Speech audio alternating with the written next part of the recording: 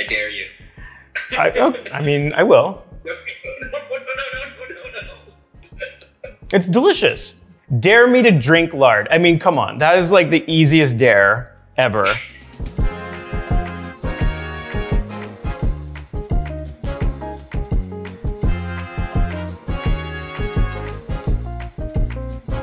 All right, I'm really excited today because I'm going to make a traditional breakfast dish here in Mexico, Huevos Rancheros. Traditionally, this dish is definitely made with tostadas, definitely made with a really nice spicy charred salsa and eggs. Obviously, it's in the name, but I'm gonna add a couple of things that I love. I'm gonna add beans and chorizo. And I happen to make a pot of black beans this morning. I'm going to refry these beans. For that, I am obviously going to use lard because it's amazing and it's delicious. If you don't want to make your own beans, certainly just use a can, that's totally fine. I'm not gonna put any sugar into this dish. It's a straight up savory dish. But what I am gonna do is I'm going to make a really nice base for a cocktail, a mocktail, or a mimosa.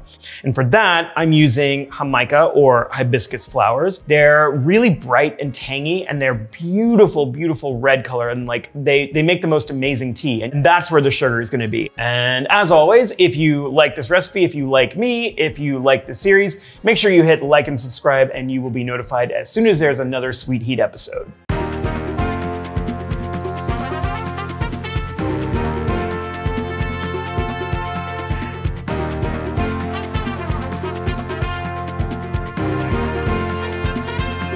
Okay, so the first thing we're gonna do is prep the veg. It's actually pretty minimal prep. I'm just gonna take the core out of the tomatoes. All I wanna do is just pull that out. And that's really all I have to do with these tomatoes. And then for the onion, I'm going to use half of it, and half of it I'm going to char, and half of it I am going to chop. And the only other thing I'm gonna do is take off the stems of the serranos. I'm gonna use 5 because I like heat. And I'm gonna use 2 cloves of garlic, but I'm gonna leave the peels on. So whenever I'm charring garlic for a salsa or for a dish, I always leave the peel on because it protects the garlic. It also slightly steams it, and it will become less sharp and a little bit sweeter. So that is pretty easy. All right, and then that's all my veg prep.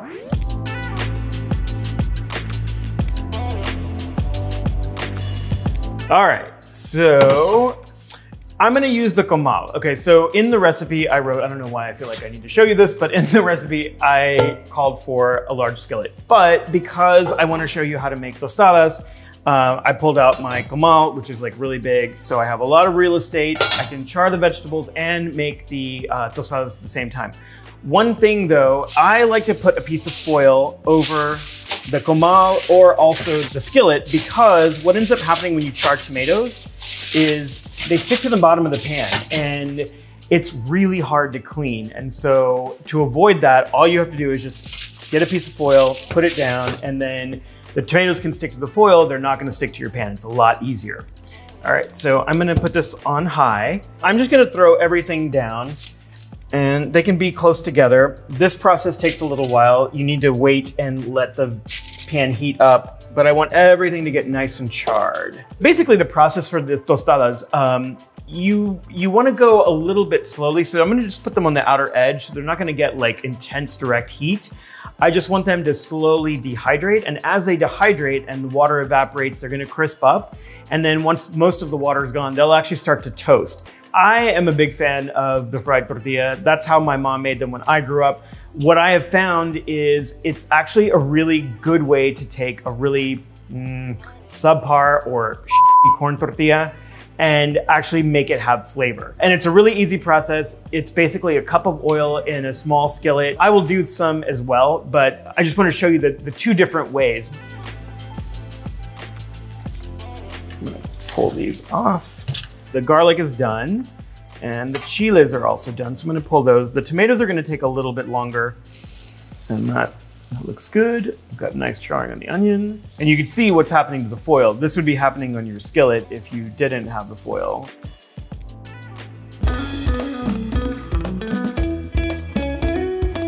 I'm only gonna put about a tablespoon of lard in here just to make sure that the chorizo doesn't stick, but I wanna render out the fat that's in the chorizo because that has so much flavor in it.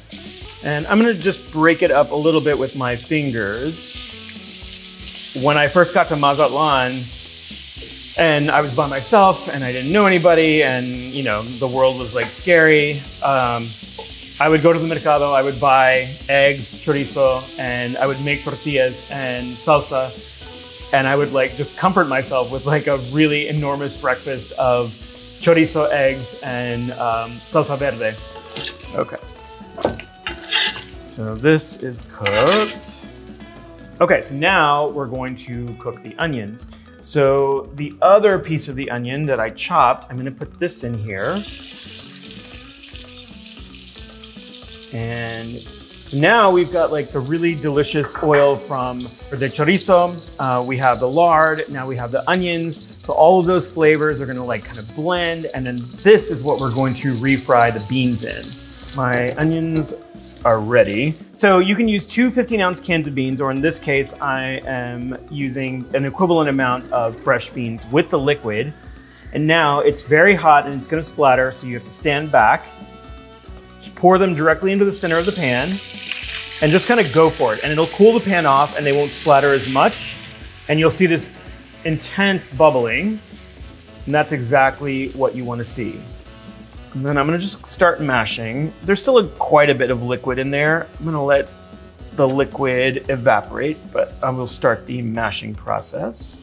If you're gonna do this in the blender, you can basically at this point, when you've reduced a little bit of the liquid, let it cool ever so slightly and then just carefully put it in a blender, blend it on low speed, and then put it back in the pan and just cook it until it gets slightly thick. Or if you have a hand blender, you can just go in with the hand blender just as it is. One other important thing about when you make refried beans is you want to season at the very, very end, because the bean liquid is probably slightly salty unless you're getting unsalted or low sodium beans, or if you cook them yourself.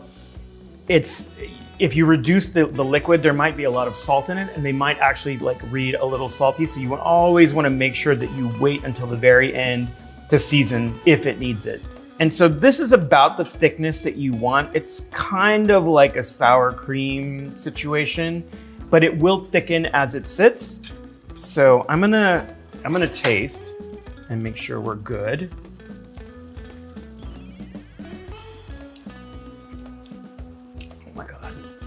Oh, they're so good. Okay, you have to try this too.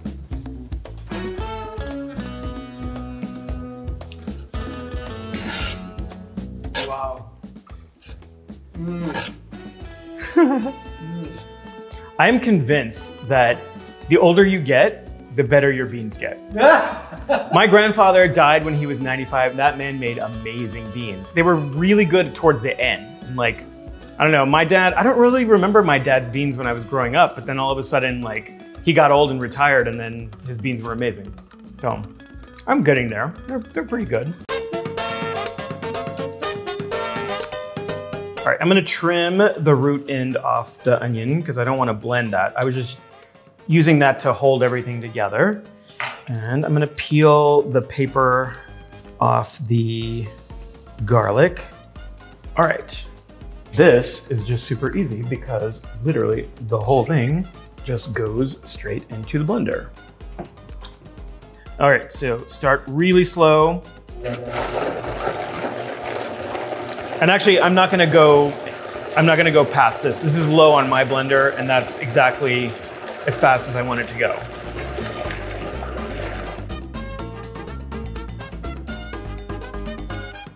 Oof, that is really good. You want to taste? Yeah. It's got a good kick too.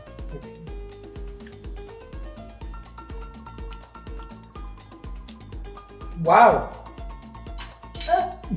Oh, wow, it's hot for you? Okay, so I made a salsa with like 5? Was it 5 habaneros? Yeah. He didn't flinch. I put 5 serranos and he's like, ooh, it's hot.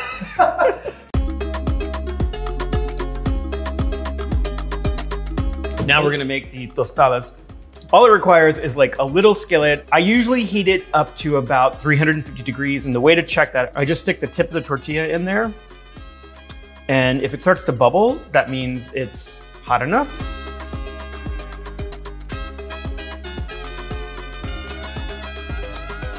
I'm so hungry.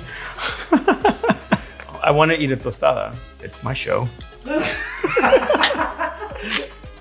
you want a piece? I love a piece. Here, you can take that. All right, a little bit of beans. And a little bit of chorizo. Might as well like have a little queso fresco. Wow. Salud. Salud.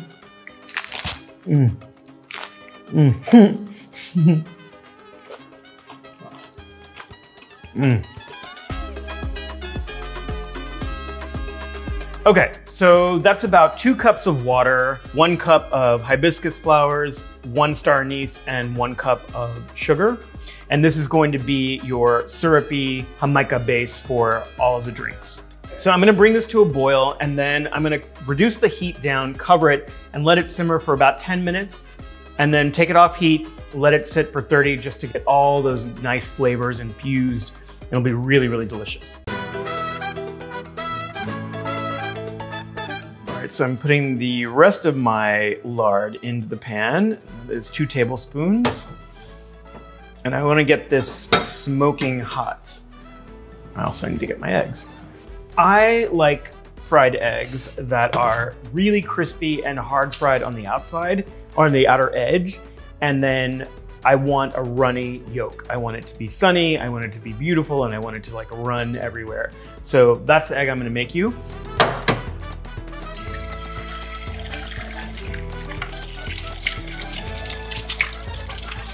I'm just gonna move the pan around a little bit to make sure that nobody's sticking on the bottom, but luckily there's enough lard in the bottom of the pan.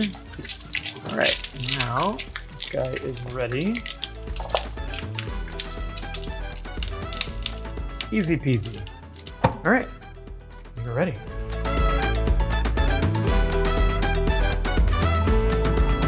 Okay, so it's been about 30 minutes. I'm just gonna go ahead and strain this into a measuring cup. Look how beautiful this is. And now that I've made a mess all over my counter, I'm gonna have to clean that or else it will stain.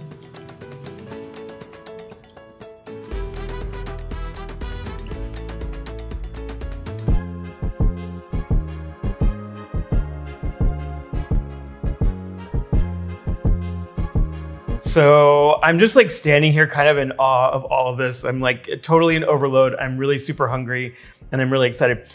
So let me just tell you about this little drink I made. I'm gonna take a sip. Oof, wow, that's really good. So this is the Jamaica syrup with a little splash of Cointreau and maybe an ounce or 2 of mezcal. Ooh, who knows? I didn't measure anything, I just kind of threw it together. But it's a really, really nice brunch cocktail. It's not quite as acidic as a margarita, but it's kind of sweet, has a hint of orange, a little bit of anise, and then the smokiness from the mezcal. It's really good. Okay, so now I'm gonna plate. So I'm gonna do 1 of each type of tostada, you know, the official taste test. And then some beans on each. I hate plating when I'm hungry because I'm just like, I can't really think about anything other than getting this in my mouth. And so putting a lot of stuff on each one, but you know, that's the way we do it. Okay, now I'm gonna top it with these really beautiful eggs. Have nice crispy edges, but soft runny yolks. I'm so super excited about this salsa. It's really, really beautiful. Oh, and I'm gonna go to town with this because I love salsa. And some aguacate, and then queso fresco. Wow. And this is my version of Huevos Rancheros. This is literally the hungriest I've ever been on this show. And like, this is also the most stuff that we've ever had to shoot at the end of the show. Remember when I told you, like, I always like stuff my face before shooting with you? Yeah. And you were like, why? This is why. All right, I'm going in. I don't even know how am I gonna do this? I think I'm just gonna, I'm gonna lift and bite. Oh my God. Oh, come to daddy. Oh my God. That is so good. Okay, I need another bite with yolk. That was the toasted on the comal tortilla, which was really good, but okay.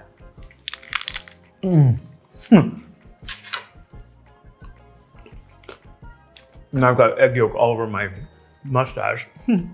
There is actually a little bit of sweetness to the chorizo, which is pairing so nicely with the salsa. And then the egg just adds all this richness. I'm gonna go in for the fried tostada, which I actually think I may like better. Okay. That is a definite winner. All the flavors I love: corn, tomatoes, chiles, eggs, beans. It's all here. You have got to make this dish. It is so incredible. You can buy store-bought tostadas. You can make your own. You can fry them. You can make your own beans, use can.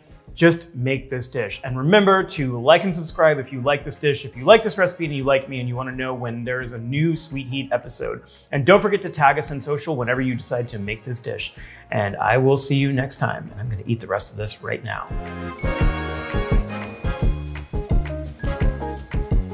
So I know a lot of people have been asking, since we started the series, what happened to my nails? I want them back. I don't use polish because polish chips off. Gel lasts 3 weeks and can take a lot of culinary abuse. And apparently Sebastian has someone here in the city that does gel, so stay tuned, they'll be back.